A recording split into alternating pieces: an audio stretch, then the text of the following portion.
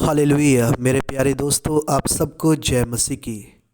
आज का वचन है मत्ती 3 अध्याय। यूहन्ना बपतिस्मा देने वाला।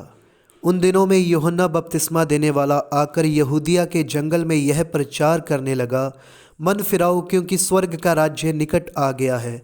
यह वही है जिसकी चर्चा यशायाह भविष्यद्वक्ता के द्वारा की गई। जंगल में एक पुकारने वाले का शब्द हो रहा है कि प्रभु का मार्ग तैयार करो, उसकी सड़कें सीधी करो। यह यूहन्ना ऊँट के रोम का वस्त्र पहने था और अपनी कमर के में चमड़े का कटिबंध बांधे हुए था। उसका भोजन टिड्डियाँ और वन मधु था। तब यरूशलेम और सारी यहूदिया और यरदन के आसपास के सब स्थानों के लोग उसके पास निकल आए। उन्होंने अपने अपने पापों को मानकर यरदन नदी में उससे बपतिस्मा लिया। जब उसने बहुत से फरीसियों और सदूकियों को बपतिस्मा के लिए अपने पास आते देखा तो उनसे कहा, हे सांप के बच्चों, तुम्हें किसने जता दिया कि आने वाले क्रोध से भागो? इसलिए मन फिराव के योग्य फल लाओ और अपने अपने मन में यह न सोचो कि हमारा पिता अब्राहम है, क्योंकि मैं तुमसे कहता हूँ कि परमेश्वर इन पत्थरों से अब्राहम के लिए संतान उत्पन्न कर सकता है। अब कुल्हाड़ा पेड़ों की जड़ पर रखा हुआ है, इसलिए जो जो पेड़ अच्छा फल नहीं लाता वह काटा और आग में झोंका जाता है। प्यारे दोस्तों, ये आज का वचन है।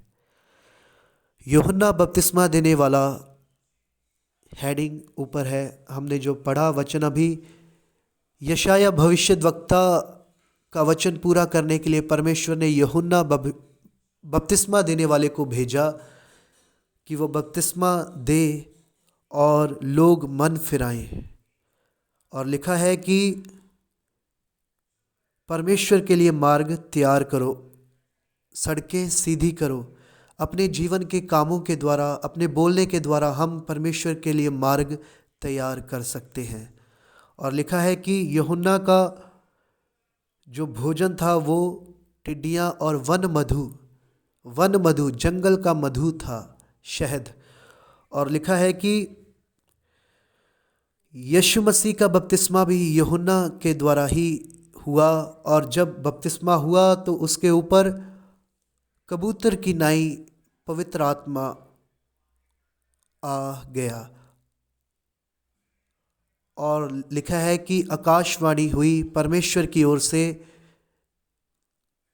यह मेरा प्रिय पुत्र है। प्रिय मतलब प्यारा, पुत्र है, बेटा है, जिससे मैं अत्यंत प्रसन्न हूँ।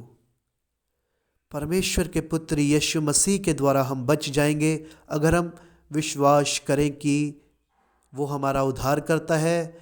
उसके लहू बहाने से हमारे पाप मिट गए। विश्वास करें और मन फिराव के योग्य फल लाएं।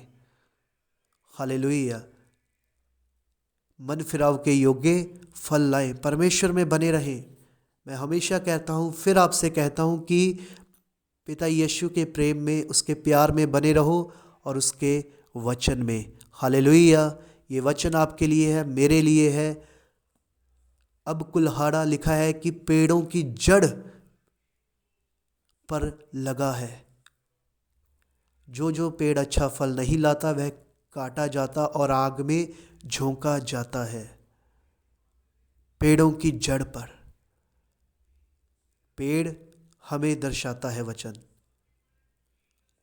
और सबसे पहले ये दर्शाता है आदम हवा को और यीशु मसीह को खासकर, क्योंकि वो हमारे लिए कुर्बान हुआ। कहाँ? सलीब पर।